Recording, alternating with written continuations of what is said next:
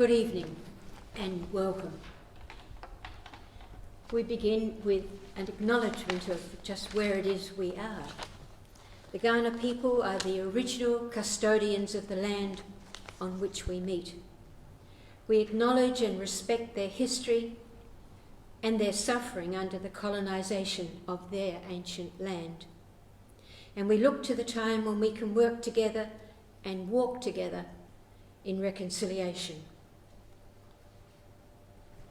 Welcome to those of us gathered here in this space and those joining us in live streaming. Welcome to our guest, Reverend Dr. Paul Goh, and to those at Modbury Uniting Church meeting on Sunday evening. The list goes on. And welcome to viewers on YouTube via the ELC website. There are now many ways of being present. The practicalities. The current figures for South Australian COVID cases seems to suggest we need to be attentive to mask wearing and social distancing. So please be attentive and take care when speaking in the groups and in particular at supper time. Something happens when you stand, you tend to get close together. So maybe you'd like to bring your supper in here and sit down, and the chairs will suggest to you that you'll stay distanced. It's my pleasure to introduce our guest tonight, Paul Goh. Paul is the Justice and Multi and Cross-Cultural Officer for the Uniting Church Synod in South Australia. He has a PhD in Practical Theology from Boston University School of Theology and has taught at theological colleges in Sydney and Melbourne. Originally Presbyterian, we won't hold that against you, Paul. Paul is a Uniting Church minister and has served Anglo, Korean and Fijian congregations in Melbourne. He's on the executive of the Australian Association for Mission Studies and is a member of several scholarly associations in the fields of missiology and intercultural theology. I think he's highly qualified for speaking tonight, don't you? And what he will be speaking about tonight is the question, is Christianity dying out? This past Sunday, it's possible that more Christians attended church in China than in all of so-called Christian Europe. Christianity is no longer an exclusive or even primarily Western phenomenon. The centre of Christianity has shifted from Europe to the global south. While Christianity recedes into its old heartlands, it thrives in Africa, Asia and the Pacific Islands. How has South Australian Christian community become a microcosm of world Christianity? There's a future for progressives, perhaps. Paul, thank you.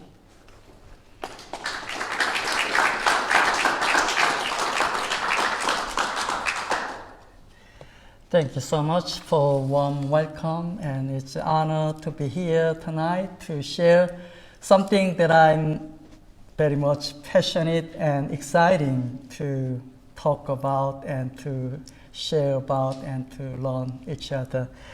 I believe I've been invited to speak about Korean perspective on Bible maybe 2 years ago, but at the time I had to pre-recording and upload to on the website, and it's now we back to the face-to-face the indoor room, but we be very much careful about the COVID. The 2022 Seminary of the Third Age, with the theme Faith and Religion Relating to the Present Age, and especially for the March, we have been exploring the relationship between religion and culture, and I think it's the first and the final for the March series. And at the end of last year, when I was asked to present this topic, Christianity in a global and post-Christian world, without any hesitation, I said yes, just because I'm very much passionate about this topic. And the last year, I conducted a research project, what I'm calling Mapping Intercultural Neighborhood in South Australia. So part of my presentation will include my findings from my own the qualitative and quantitative research from here in South Australia. Can we start with a quick opening quizzes? I put the 4 questions on the screen. Number 1 is, what's the largest religion in the world? Christianity or Islam? Islam. Okay, let's see. And number 2, is world Christianity growing or declining? Growing. Declining. And stagnating. What is called stagnating? Stagnation. And number 3 question, it's a little bit tricky, sounds tricky, but whose religion is Christianity?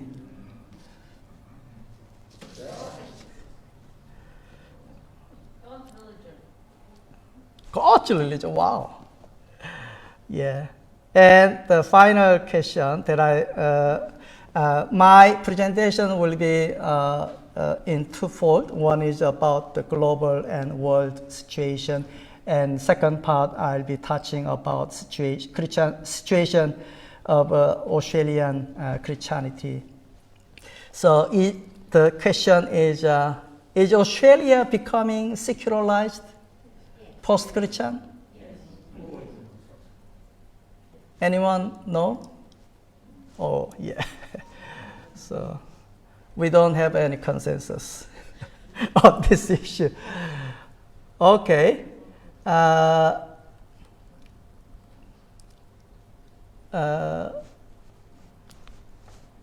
The new phases of world Christianity. In our times, including me, Christianity has undergone one of the greatest demographic and cultural shift in its 2,000 year history. In the 1950s, Christianity was dominated by Europeans and North Americans. Today, in 2022, we celebrate that Christianity is now a multicultural religion with believers spread across Africa, Asia, Latin America, the Pacific, and Oceania. Until the 1960s and 1970s, almost all missionaries were white people. Today, in 2022, missionaries go to and from everywhere. Koreans and Nigerians now send their own missionaries and conduct vibrant ministries around the world. I have many Korean friends who are missionaries in I would say all over the world, including Russia, Ukraine, and Czech Republic. I know a Nigerian minister who originally from Nigeria, but now he founded the Christian kind of Pentecostal church in Dubai, along with other multi-ethnic staff. And now he is traveling regularly to South Korea to deliver the conferences. And when I was visiting Australia some years ago, I invited him to a joint Easter service between Anglo Multicultural and Fijian congregation in Melbourne. And there were another Chinese background minister, and there was originally Scottish and Aussie retired minister, and including me from South Korea. The four ministers led one joint Easter worship service. When I was a theological student in Seoul, my mainline Presbyterian church was the largest Protestant denomination in South Korea. And Pentecostals in some time were considered heretical. Today, Korean Assembly of God, which is one of Pentecostal denomination in South Korea, is a member of the National Council of Churches in Korea and World Council of Churches. This same denomination, Pentecostal denominations, Yeouido Full Gospel Church, have you heard? In Seoul, is the most largest congregation in the world, in the whole world. More Presbyterians are gathering at church in Ghana than in Scotland now, and more in congregation of Uniting Presbyterian Church of Southern Africa than in the United States. We have already heard that this past Sunday, it is possible that more Christian believers attended church in China than in all of Christian Europe. Yet, in 1970, there were no legally functioning churches in all of China. Only in 1971 did the communist regime allow for one Protestant and one Roman Catholic church to hold public worship services. And this was mostly a concession to visiting Europeans and African students from Tanzania and Zambia. This past Sunday, more Anglicans attended church in each of Kenya, South Africa, Tanzania, and Uganda than did Anglicans in Britain, Canada, and Australia, and Episcopalians in United States.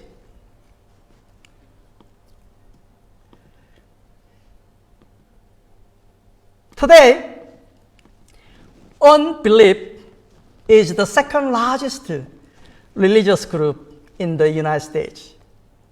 Despite centuries of missionary leadership by Europeans, roughly half of Europeans do not believe in God.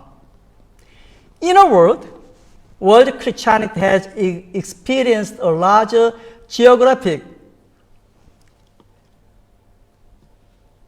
redistribution in the last 60 years than in any comparable period in its history, 2000 history. Some of this change comes from the general growth of population, world population, but much also arises from remarkable growth in parts of Asia, Africa, Latin America, and islands of the South Pacific, but also from a nearly unprecedented relative decline of Christian adherence in Europe. Historian Dana Robert has summarized the demographic implications with the telling statement. The typical late, I believe it's valid in 21st century, late 20th century Christian was no longer a European man, but a Latin American or African woman. Now we have the first Latin American head of Roman Catholic Church, Pope Francis, and the first African Anglican lay woman moderator for the World Council Churches Central Committee, Dr. Agnes Abum. I was privileged to meet her in 2013 in Busan, the 10th Assembly of the World Council Churches. It was the first African female woman elected to be president of the World Council Churches Central Committee. Christianity, the first quiz, is the world's largest religious group in the world, with about 2.5 billion Christians and 33% of the world population. In 1910, there were 6.1 million Christians. In 1970, 1.2 billion. In 2015, 2.3 billion. Overall, between 2000 and 2010, Christianity grew 1.31%. And at that period, the world population grew at 1.20%. So a little bit, Christianity is continue growing. Not only is Christianity the largest religion in the world, but it embraces a huge variety of forms, ranging from Catholics in Brazil to apostles in Zimbabwe, to Copts in Egypt, to Pentecostals in Ghana, to Lutherans in Germany, to house church believers in China, to our own Aboriginal Christian communities in Australia. The geographic range, cultural diversity, and organizational variety of Christianity surpass those of the other great world religions. What is remarkable in this 2018 map is, for the first time in the whole history of Christianity, Africa has the most Christians. You can see the figure is startling. Between 1900 and 2018, the number of Christians in Africa grew from 10 million, below 10 million, to over now 630 million. From 1% of population to 45%. What is interesting is the rapid dramatic growth occurred from when the many African countries became independent, decolonized from Western Christian countries. So what we can learn from this history is, if you want the Christianity to grow, the missionaries need to go back home to have Sabbath or rest and leave that country in the hand of God. God will be doing. While Christianity past center used to be Europe, as we know, in terms of size, significance, and influence, we are living through a paradigm shift that now has other major centers such as Africa, Asia, and Latin America. This book, The Next Christendom, The Coming of Global Christianity, published in 2002. The author is Philip Jenkins, a native of England, professor of history and religious studies at Penn State University. He said on page 1, over the last century, the center of gravity in the Christian world has shifted inexorably away from Europe southward to Africa and Latin America, and eastward toward Asia. Today, the largest Christian communities on the planet are to be found in those regions. It is published in 2002. By 2025, fully 2/3 of Christians will live in Africa, Latin America, and Asia. I believe it almost fulfilled. The era of Western Christianity has passed within our lifetimes, and the day of Southern Christianity is dawning. In our lifetime, the centuries-long North Atlantic captivity of the church is drawing to an end.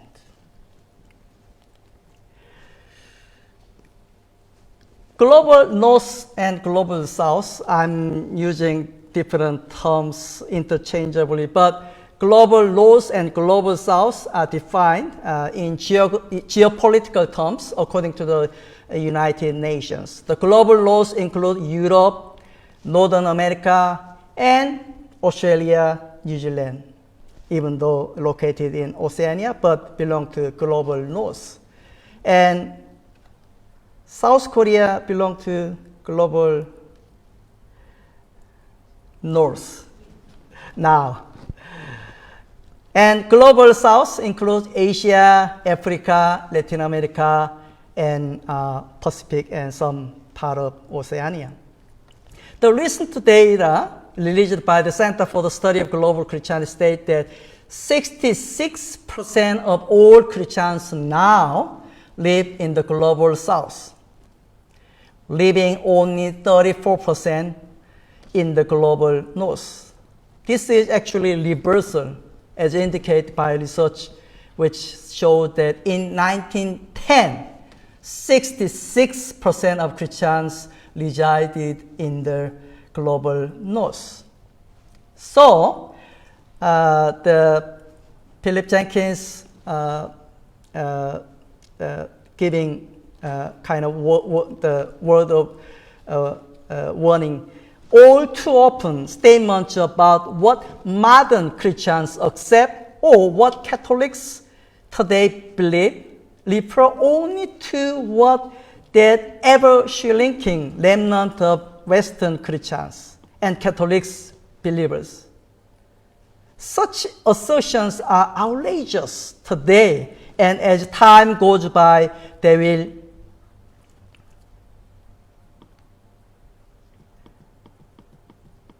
become ever further from the reality.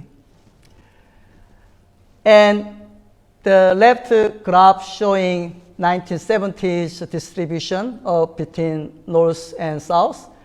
And 2018, it reversed. The Global South has 66%, and Global North decreased into 34%. And the right graph showing 10 largest Protestant independent denominations by country. And number one, the largest Protestant denomination is Han House churches in China. Number two, Three Self-Patriotic Movement Church in government authorized church, Christian church in China. And number three, Assembly of God in Brazil. Number four, Evangelische Kirche in Deutschland in Germany. And number five, Church of England, UK. And number six, Anglican Church in Nigeria. Number seven, Southern Baptist Convention. Number eight, Church of Uganda. Number nine, sorry, I can't pronounce the French, but from the Republic of Congo. And number seven, National Baptist Convention in USA. So, Asia still the largest denomination in Europe, but more than Europe, in Africa has more largest denominations, and also USA. So this is 2015. From now on, I'd like to share from the what is called Christianity in each global context from 1970 to 2020 Society, Religion and Mission, a report produced in 2013 by researchers at the Center for the Study of Global Christianity, Gordon Cornell Theological Seminary. This report presents global data on the demographics of world religions, providing evidence for the continued resurgence of religion into the 21st century. It covers global Christianity, including evangelicalism and Pentecostalism, and offers projections for where growth of all major Christian traditions is most likely to occur in the future. So you can download the full report, but I'd like to share only the key findings here, which is fitting in our topic. Number one finding is a religious world. For the period 1970 to 2020, several global trends related to religious affiliation are apparent. In 1970, nearly 82% of world population was religious. By 2010, this has grown to around 88%, with a projected increase to almost 90% by 2020. By the religious, or world religion is growing largely due to the continuing resurgence of religion in China. In addition, in 1970, Christianity and Islam represent 48.8% of global population. By 2020, they will likely represent 57.2%. Islam is dramatically growing, and Christianity is continuing growing. The global north is becoming more religiously diverse, with more countries becoming home to a greater number of world religions by the emigration. However, religious diversity is decreasing in many countries in the global south, with the growth of mainly one religion, most commonly either Christianity or Islam. This is contrasting. So, have you read any book by Peter Berger? He was a renowned theorist of secularization since the 1960s. And I was privileged to have a seminar with him for 1 year with the contemporary world, the Church and Theology in Contemporary World project in 2000. And I was able to attend his special lecture. And he announced that I was wrong.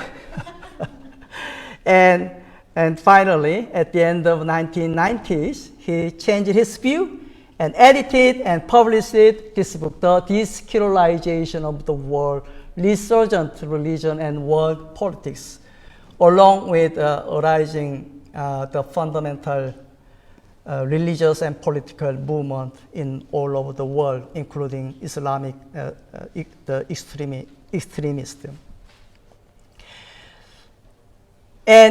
And the book below read like this: theories of secularization have for 2 centuries been saying that religion must inevitably decline in the modern world. But today, much of the world is as religious as ever.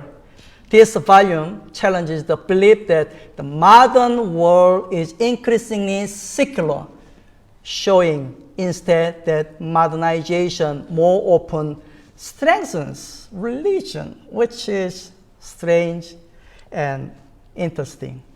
And the Religious America, Secular Europe, a theme and variation, is the most latest publication edited Peter Berger and some other sociologists.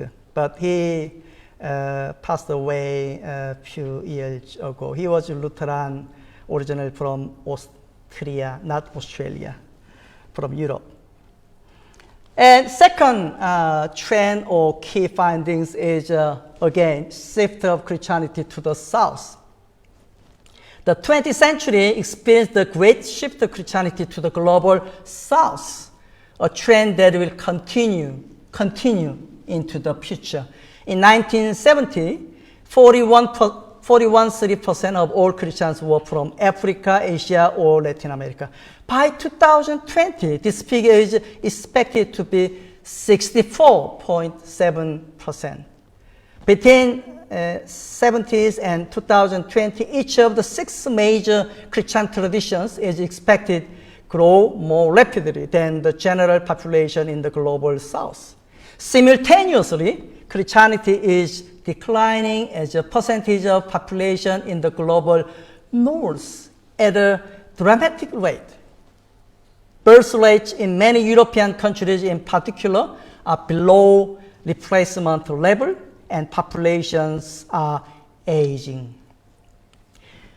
And thirdly, regional changes in Australia, what's happening in Africa, in Asia, in Europe, in Latin America, Northern America, and Oceania. Let me skip this part. I have already mentioned some the major changes in those regions.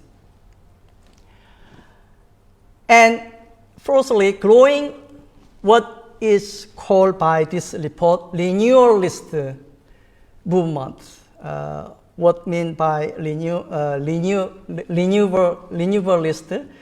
Pentecostal and charismatic churches are best conceptualized as part of single interconnected set of movements, what they call renewalists, of 3 distinct types: Pentecostals, charismatics, and independent charismatics.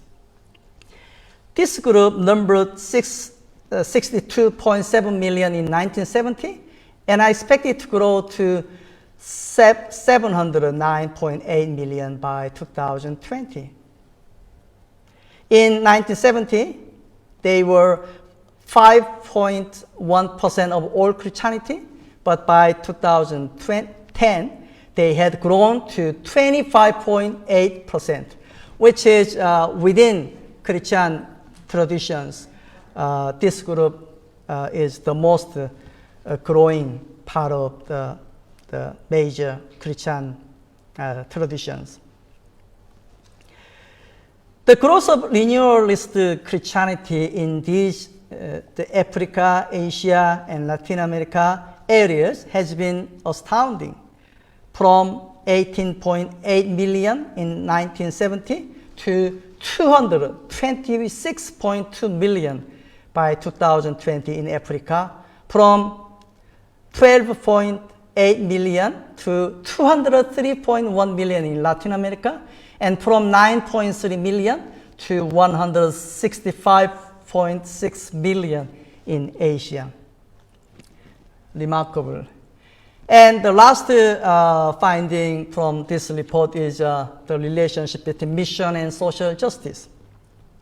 In a 21st century context, an increasing number of Christians are recognizing the need for mission and social justice to go hand in hand. As a result, this report presents findings concerning both including missionary sent and received, people in migration, slum dwellers, and global poverty.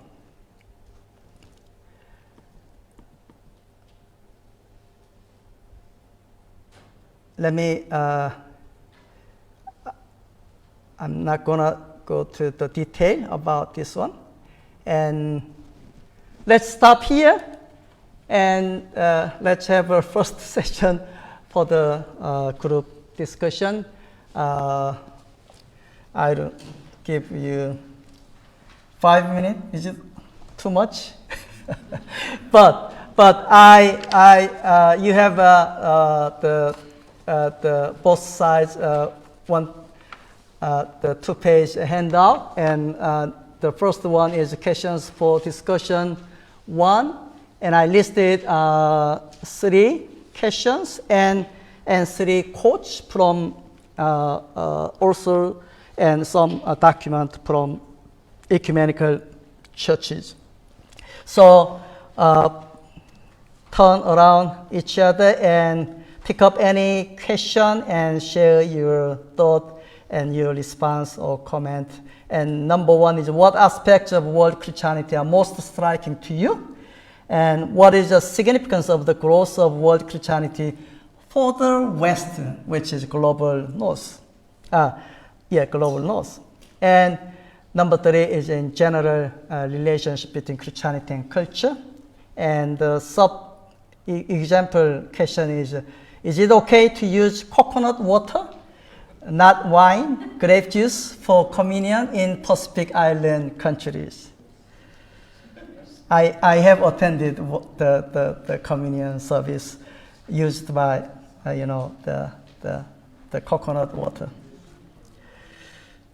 And how do we determine what is essential and what non-essential? What can be negotiable, compromise, and what cannot compromise Christian beliefs and practices? You can give an example from, the sexuality issues, marriage issues, and whatever. And the older issues, the relationship between two, the assimilation, contextualization, which prepared by some evangelical Protestant group, and inculturation prepared by Catholic groups, and indigenization, and whether it can be judged as a syncretism or some Asian theologian advocating it's about not syncretism, but it's about symbiosis. And when it's talking about decolonization, whose voices are missing in the conversation of these two, Christianity and culture discussion. So I'll give you 5 minutes.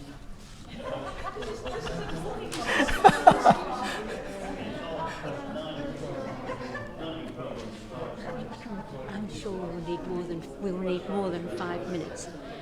More than 5 minutes. Oh yes. Okay. Yes. At least 10. So let me change. I'm very flexible. 10 minutes? Yes. 10 minutes. 10 minutes. Is okay? Okay.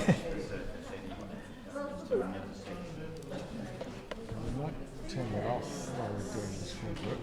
Otherwise, if you say anything. Do you have more to present after this? Okay.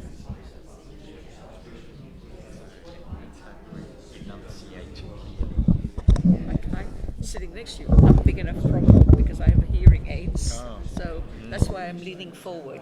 Do you want me to sit on No, that side? no, I'm leaning forward to you so I can hear. As long as it's comfortable. That's fine, thank you, Greg. Yeah. I'll just sidle over it a little bit and still be within the 0.5 of the Right, meter. where are we beginning? Fergus, do you want us to wait until we're on air, are we? Okay. Right. I hadn't realised there was such a huge shift. Not that I've consciously thought about it. I mean, I knew there was rising happening in Africa, and I was aware of Latin America, but I wasn't conscious of the China situation as being so large. Yeah. Given the suppression that's been happening in China, But the percentages that he's given are much greater than I thought they were going to be. I mean, I knew of the shift, but That was true for me as well. I think I was probably at least a decade out of date because I can remember, people going and taking Bibles to China and all that kind of thing. Yes. So clearly, the congregations there have increased markedly now. What is the significance? And just putting numbers to it makes it hit home as well. You can talk about, more Christians in China, and you think that was sort of a general mass, but when it's a percentage, and when you list the numbers of house churches, and going from two approved churches, one Catholic and one Pentecostal initially, to go. And what also struck me, none of the largest churches that he mentioned, numbers-wise, he went from 1 to 10, mentioned the Catholic Church. No. That was a surprise for me. I would have assumed that the Catholic Church in Latin America would have been rating quite large in terms of numbers. What I did wonder, and perhaps he could have explained this, is that I think that whole research organisation was a Protestant organisation. Thank you. I could be wrong. Thank you. Because I was itching to say, hang on, Yeah. have you got a screen, a slide Okay. for the Catholic and what's the other phrase? Eastern European. Eastern Orthodox. Orthodox. Yeah, Orthodox. Because they would be a significant Thank you. That percentage accounts of for it their then. own. That accounts for it. So in other words, is that there was percentages are missing. But I think it would be good to ask some more about that. But I doubt if it would skew the statistics The overall hugely. picture. It would The still picture be is still there. probably That's right. roughly the same as what it is Yeah. with China being huge and so on. Yeah, And Africa. yeah. So what is the significance of the growth of world Christianity for the West? This is the interesting question.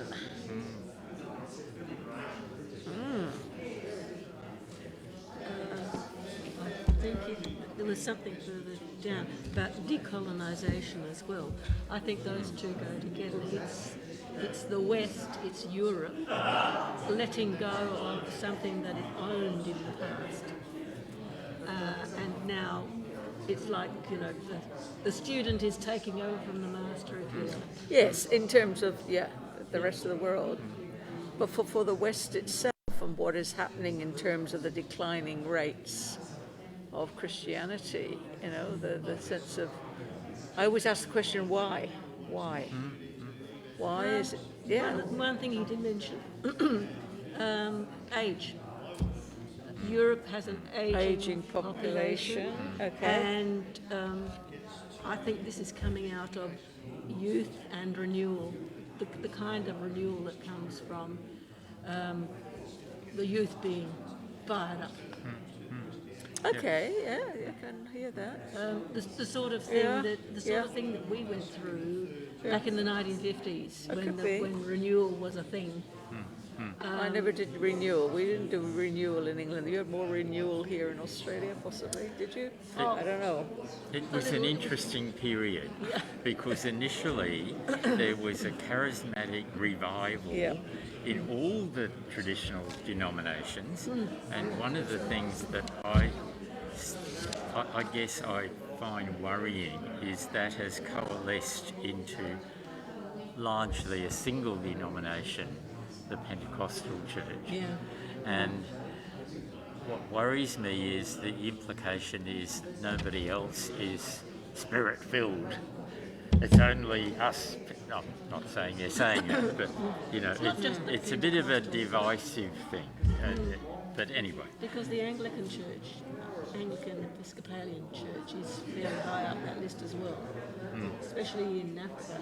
Oh, really? Okay, so we've got to look at the different cultures as well. Good point. I think that's why that third question is important too, Christianity and culture. Is it... Coming from a feminist perspective, I would say that Christianity in the Western world did a huge suppression of women and suppression of freedom of thought. And I have always maintained that the Spirit has got this way of actually sneaking out from underneath suppression and going boom and having a huge growth, which obviously is what's happened in Africa and Latin America. This is my theory, and I hadn't realised it was happening in Africa and America. So that sense of, is there also a link between Christianity and where there is suffering. We've become an affluent society. I haven't yet unraveled that link between the role of Christianity. I mean, the mission and social justice for me have always gone together. That sense of, if we are the more affluent, able, whatever, then we can be helping to shape the social justice or be involved in social justice. Where someone who is really struggling. Crikey, I'm not expressing this very well. No, you are, you're fine. Okay, so I actually can use my surplus energy to enable social justice to help for someone who hasn't got that energy. And is it that Christianity is giving that sense of hope, joy, comfort in these lands where there are? There's a lot of suffering. Where they were naming that, Africa, Latin America, China, huge amounts of suffering. I don't know, just the latest of my theories, all right? Oh, okay, you've just said it. What was it called? The opiate of the masses. That's Marx. Yes, I'm not sure about that one, but yes. Yes, it is. It was a quote, that's correct. Yeah, that's right. No, we didn't get too far with the other. Sorry, I hogged that. Sorry, your turn. Beg your pardon. No. So do you imagine that at some distant point in the future, when it's totally hypothetical, when the rest of the world has caught up economically with the West, that all those billions of Christians in Africa and Asia and Latin America will then follow our footsteps and move to a post-Christian? Or will it move, or move and from then the whole globe will... a post-charismatic? Or is it possible that the reverse might happen, that we in the West are in this post-Christian phase will actually somehow reverse that and follow this and then go down the same path as what the rest of the world is doing currently? It's true. With Christian growth. It's true. I mean, you look at songs of praise when they've got the Pentecostal, the singing, and the African people, whatever, dancing on, African background. And you look at the people who are mental ill can health you and whatever. please Where is wholeness happening? back Sense of to joy. here? I don't know. Sorry. For the last about 30 or 40 minutes, we traveled to all over the world, including Asia, Africa, Latin America, and now we're back to Australia. Welcome to Australia. I aim to present about hopefully 20 minutes upon focusing on the Australian context, and we'll go over the second question. So let us back to my quiz. One of quizzes question: is Australia becoming secularized? And we have many yes and few raised for no. And I would say yes and no. Can you see this graph from indicating from the religious change in Australia, major religious groups from 1911 to 2016, which was we had the national census last year, but we still awaiting the result for this year. But the latest published open the national survey census survey result is dated 2016. So it's at the moment the latest statistics from the national level. In descending order, the largest religious groups are not Catholic now, but what is it called? Nuns. N-O-N-E-S. And second, Catholic, third, Anglicans, and Pentecostal tied with uniting within the Protestant churches. Australia has seen a dramatic rise nuns, non-religious, either atheist or agnostic or whatever called, population from just 0.2% of population in 1911 to 30.1% in 2016. Over the same period, Christians have dropped from 60.9% to 52.1%. If it was not for continuing immigration, many Christian denominations would be declining far more rapidly than the census indicates that they are. However, in terms of raw numbers, Christians are still the majority, over 50%, who are identifying as a Christian, with great potential for growth due to immigration from the global south, majority world, particularly Pacific, Asia, and Africa. So my answer is yes and no. And another, the question is about the nuns, a window on nuns. Who are they?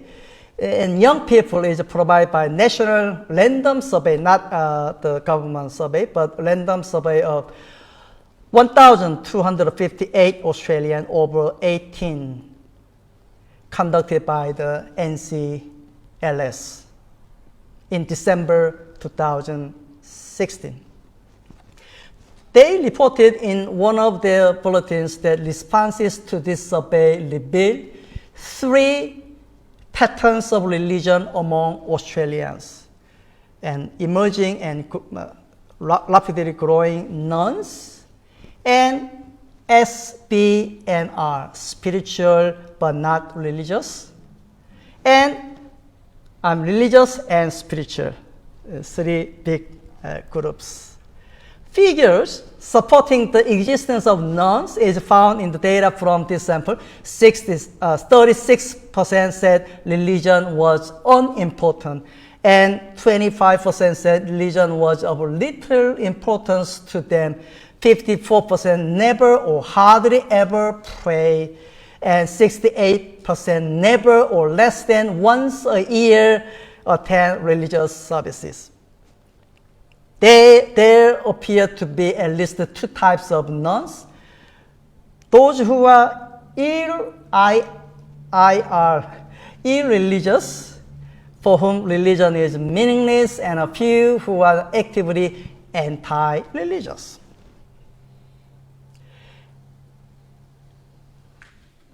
Evidence for the existence of SBNR, spiritual but not religious, those who meditate, contemplate, express gratitude, are thoughtful, mindful, discuss meaning, volunteer, sacrifice, celebrate, are open to the modern, and engage in world-repairing activities, open in groups or networks, including those found online, comes from these responses to the NCLS survey of Australians.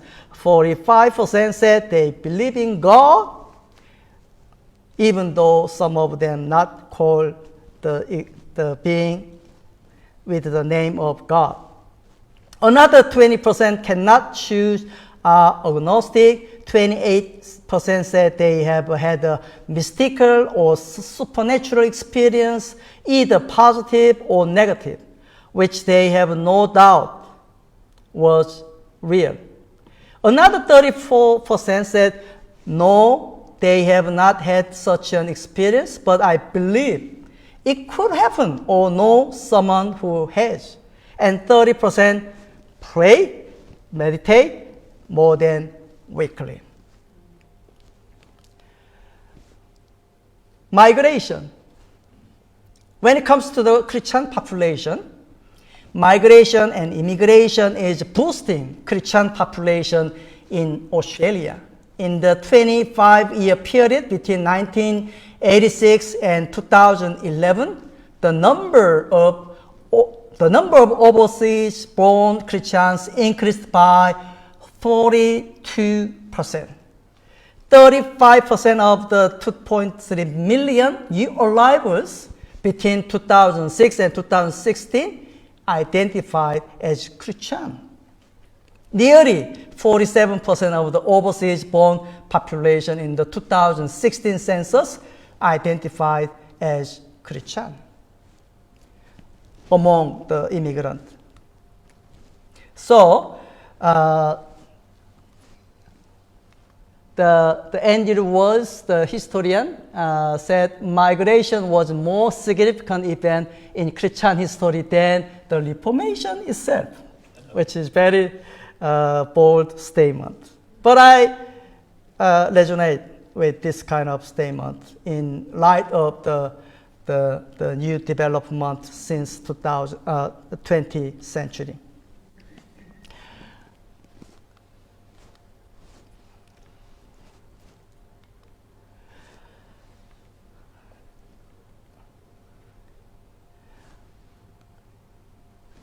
And I mentioned some of the statistics just previously, so let me skip this part. And this is 2019 proposal document from NCLS. They said, Australia is the first most multicultural nation in the world. Migrant ethnic communities are part of the changing face of Australian religiosity and will continue to have impact. There is some evidence that religious migrant and non-English speaking faith communities are a source of new life in Christian communities. And not the numbers of population, but in terms of ratio, Australia is with twice as many residents born overseas as to UK or the USA, about 30%. And for my own research, which was conducted last year, we found some evidence from SA context what the NCLS claimed about that. The significance of emerging what is now called Christian communities in wider Australian society. And this is a SBS news video which was broadcast in December 2016 with the title Keeping the Faith, How Migrants Are Reviving Christian Churches. So it's 4 minutes. So I'm happy to provide the link. You can watch, not here. So in conclusion, what media and what some research claimed is Australian church is enriched and strengthened by migrant and cult participation. And for the last more than 3 years, I have had the privilege to witness what God is making new things in multicultural areas in South Australia, especially within Uniting Church, part of Christian communities. And I made the 30-minute video, so you can watch from the Uniting Church Synod, SA Synod website.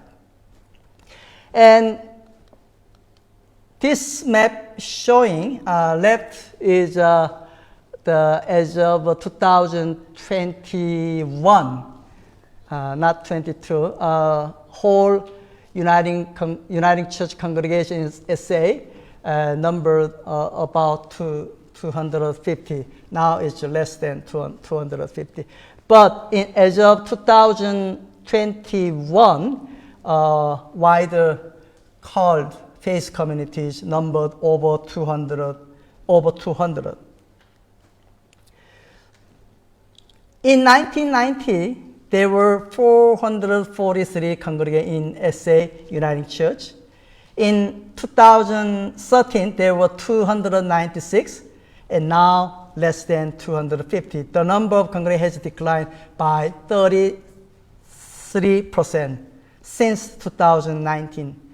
But in parallel, the called, what now we call called faith communities, I would assume that the number of the called Christian churches have exponentially grown since the mid-1980s, and they continue growing. And this trend runs parallel with the aging and declining Anglo-Celtic mainstream churches. In terms of ethnicity, there are more African and Asian diaspora churches than European diaspora churches. The majority of these churches belong to one of major denominations: Orthodox, number 36, Catholic, 31, and Baptist, Anglican, Lutheran, ACC, Uniting, Presbyterian, Reformed, Churches of Christ. Of the other 79, most are broadly evangelical, and at least half are Pentecostal, including most of the African churches. Many belong to minor denominations or small international networks or independent churches. It's almost similar what global Christianity looks like within the South Australia. And this map, each country marked on the map is the main country of origin for at least one called church in South Australia. Called Christian community in SA from majority world, what I mean Asia, Africa, Latin America, including Asian and African countries. Of the called churches, many of them are established Catholic, I mentioned, Orthodox, and Pentecostal, and independent.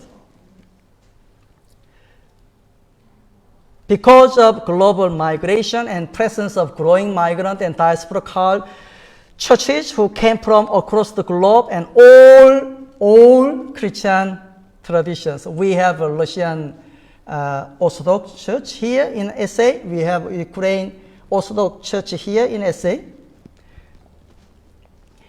South Australian Christianity has become, I'm concluding, become a microcosm of world Christianity, which we had overviewed in first section. This new reality creates the possibility, I'm quoting from Andrew Ward, the possibility of returning to something like the conditions of early Christianity with its different converted lifestyles equally essential to the welfare of the one cultural diverse church. And another quote from John Flett, who is teaching at Pilgrim in Melbourne. The church is called beyond itself and toward multiple cultural others in this multicultural context of world Christianity. Another quote from Andrew Durtney, sounds familiar to many of you. God is called, it is 2015 in his the presidential anniversary, United Church anniversary speech. God is calling us to be a church which is culturally and linguistically diverse at its core, not essentially British with edge-on from other cultures. Yet, Christian churches, including the United Church in SA, still lag far behind their neighborhood and other community institutions, including schools, reflecting cultural diversity within the life of the church. It's a conclusion number one. I put the photo of the Lamin Sane, who passed away in 2019, and I brought his two books here, and this book I bought in 1995 in Edinburgh, and the new college, the Center for, at that time, Center for Study of non-Western Christianity. Now it changed their name, Center for the Study of World Christianity. So I bought this book at the time, and this is a 2013 another publication by Lamin Sane, whose religion is Christianity. Small book, but very concise. And I pick up the 3 photos that I have taken with him. 2002 in Yale University, when the seminarians from Seoul, Presbyterian Seminary, visited, and I was privileged to interpret him. This is a photo with my lovely woman who is living with me. So I have very fond memory him, and he actually opened my eyes to what now called world Christianity, and let me quote from one of his books: "The variety and diversity of language and culture was not a problem Christianity must overcome. It was actually an opportunity Christianity must seize."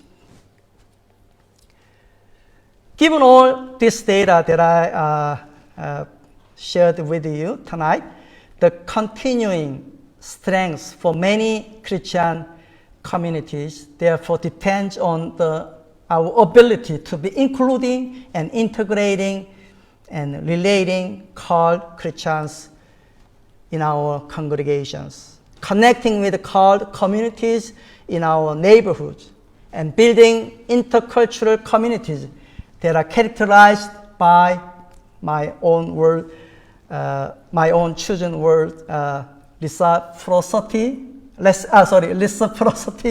receptive ecumenism, and partnership, rather than host-centric, patronizing hospitality and paternalism. This is my conclusion from the research. So my suggestion is to move forward. We need to acknowledge that cultural diversity of world Christianity is not just a challenge. Yes, it's challenging, but also gift. I would say God-given gift to embrace and opportunity to seize, as Lamin Sane says. For those congregations willing to embrace multiculturalism, the possibility for enriched worship, effective outreach, renewal in faith and mission, new theological horizons, and the development of dynamic intercultural neighborhood congregation are virtually endless. Before closing, I'd like to mention another aspect of the Australian religious landscape, which is I'm emphasizing intercultural, and second part is about interfaith, interreligious.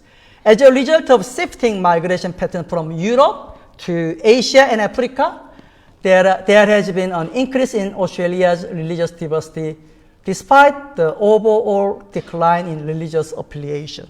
Among smaller religious groups, the 2016 census reveals that there are more Muslims than Presbyterians, more Buddhists and Hindus than Baptists or Lutherans, and more Sikhs than Jews. The religious landscape is most definitely changing away from predominantly white Christian society to a much more multicultural and multi-faith one. I was attended last year what is called Friendship and Dialogue IFA dinner, co-hosted by the Pinnacle College and one of Uniting Church congregation. And then I talk the next slide, and I experienced what I call God's hospitality and God's the heart by attending this dinner table. There are approximately 30,000, more than 30,000 Muslims in SA who have come from over 70 countries all over the world. And after attending this dinner, I reread the one paragraph from Basis of Union, which is a foundational document for uniting church. Let me read out. The uniting church acknowledges that the church is able to live and endure through the changes of history only because its Lord comes, the present tense, addresses and deals with people in and through the news of his completed work. In his own strange way, Christ constitutes, rules, and renews them as his church. I would dare say Christ comes to us as a migrant, a stranger, and sometimes with different religious women and men, or sometimes atheist. And I believe Christ can renew Christianity as we encounter Christ through engaging with our interfaith neighbors, as well as our called Christian sisters and brothers. I believe this is another way, another strange way in 21st century in Australia, what Christ is, comes, addresses, and deals, and renews his church. And let me quote two from two different books and stop here. The first quote I'd like to share in place of conclusion is the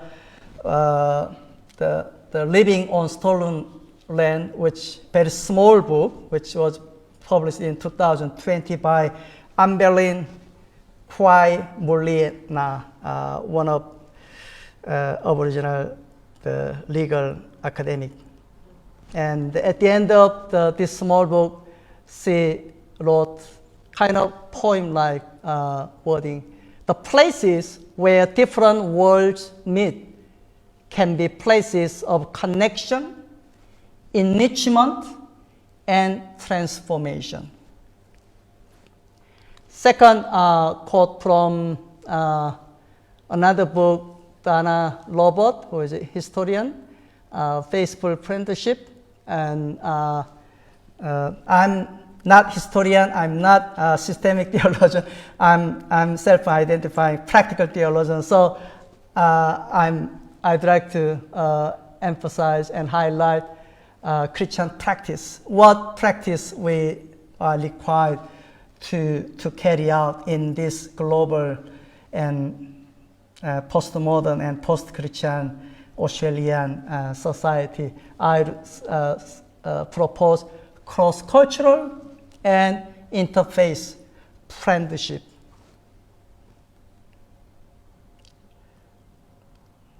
Let me stop here. And final, second set of questions I provided on your the handout, and I don't want to go ahead with questions here, but I'm hoping to few minutes to Q&A, something like that. But let me stop here. But we need to stop here. We need to stop here. Okay, yes. Right now. Yes. Yeah. Thank you so much for your listening here. Thank you.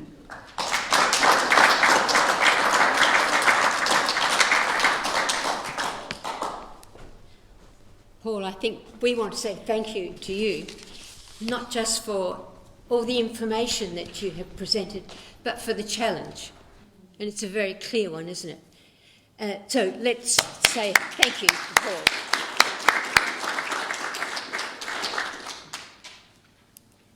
I suggest you do look at those questions either over supper or some other time that suits you. Homework. Yes, that's your homework. And it is very helpful to have that sheet to take away where you'll find the questions. Now, just to let you know of some things that are happening, there is on your table a sample or two to remind you that the next series here will be the relationship between religion and ethics, with some really exciting speakers coming our way. And next Thursday, since you have a free Thursday, next Thursday meeting here will be a presentation by Rick Saar, and he is an excellent speaker and always worth listening to. And you'll also find, this is not the final copy, this is a rough draft, which is why you'll find the mysterious capability of starting on the 20th of May and finishing on the 5th. It's clearly a mistake, so don't worry about that. We're not doing travelling in time. But that's the information about the forthcoming retreat. Finally, would you please fill out the evaluation sheet? It really only takes seconds to do, doesn't it? But would you do that and leave it on the table as you leave or whenever? But right now, would you please move toward having some refreshments? Paul, thank you once again.